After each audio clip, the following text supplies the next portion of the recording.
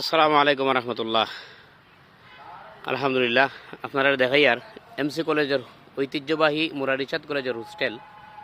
এই সেই হোস্টেল আপনারা জানেন, এখানেও এমসি কলেজের হোস্টেল ফেসিবাদী বর্তমানে নিষিদ্ধ জঙ্গি সংগঠন ছাত্রলীগের সন্ত্রাসীরা এমসি কলেজ হোস্টেলটা কীভাবে ফুড়াইছিল। তো এই এমসি কলেজ হোস্টেল ফুড়ানির লগে যারা জড়িত প্রত্যেকেরই আমরা কেউ না কেউ কোনো না কোনোভাবে আমরা চিনি। আমরা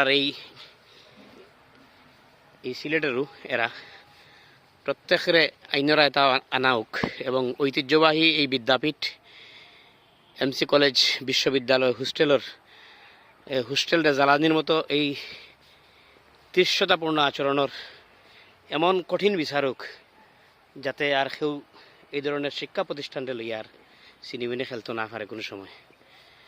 আমি সবার কাছে অনুরোধ জানাই আর এবং জোর দাবি জানাই আর বর্তমান প্রশাসনের কাছে, নেতৃবৃন্দর কাছে জানাই আর সহযোগিতা করবা যার যার অবস্থান থাকিয়া ঐতিহ্যবাহী এই এমসি কলেজ হোস্টেলটা যারা আগুন দিয়ে পুড়াইছে এরারে সর্বোচ্চ শাস্তি নিশ্চিত করা লাগে আপনারা সহযোগিতা করুকা।